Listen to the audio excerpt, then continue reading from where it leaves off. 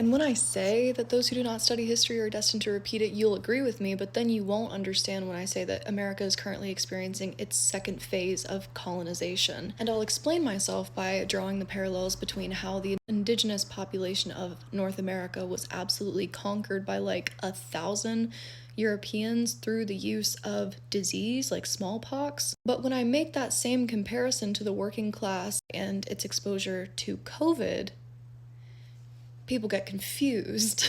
The indigenous population of North America were deliberately targeted by the colonizers because the colonizers knew that they did not have enough numbers to control this population, so they were like, fuck it, we'll just kill them. So they did that to the tune that 90% of the population was decimated. But whenever we talk about COVID, people are like, no, that was like a pandemic, that was like an accident.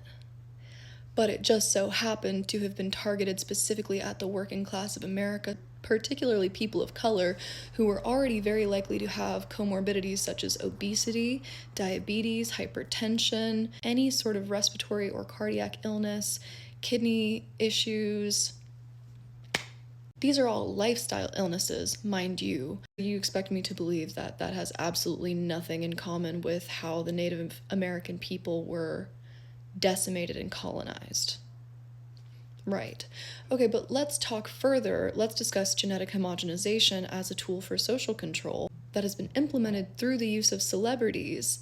Ariana Grande and Kim Kardashian, Kylie Jenner as all perfect examples, who notoriously used Black aesthetics, racially ambiguous aesthetics, to perpetuate genetic homogenization. Right? So you mean to tell me that in 2007, coincidentally the same year that Keeping Up with the Kardashians launched, the number of people in the American population of 2 or more races, 2 or more ethnicities was 1.6%, and at the most recent census taking in 2020, so an inaccurate lowballed number, that number is now 10.4%, and that's just an accidental byproduct of globalization.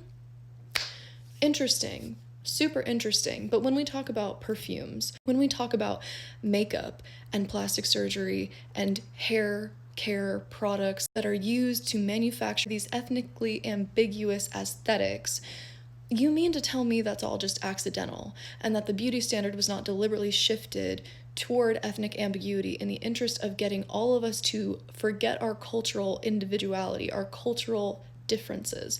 You mean to tell me that none of that was done deliberately and that it's not very fucking obvious it was done deliberately now that the population is 10 times more racially ambiguous? And these celebrities are now like, oh, just kidding, actually we're very white and we want nothing to do with you, which could mean nothing.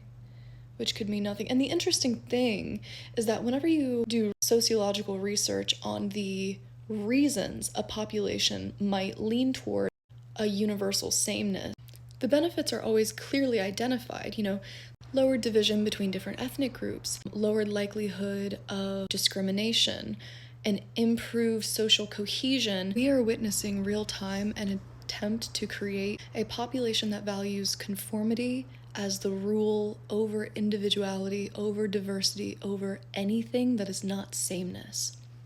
And the reason this matters is because whenever we are united under sameness and we do not have individuality and we do not have unique cultures and we do not have our rituals, we do not have cultural garb, we do not have ancient knowledge to be carried with us, we do not have folklore, we do not have art, we do not have anything individual, distinct, and unique, we are much easier to control. A population that values conformity is much easier to control than 100 different groups, 1,000 different groups who can all accept each other and work together independently and individually and also unanimously.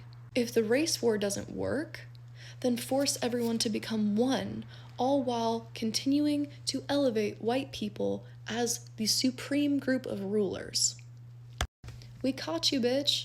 And it's just because Ariana Grande decided to take off spray tan. Which could mean nothing, of course.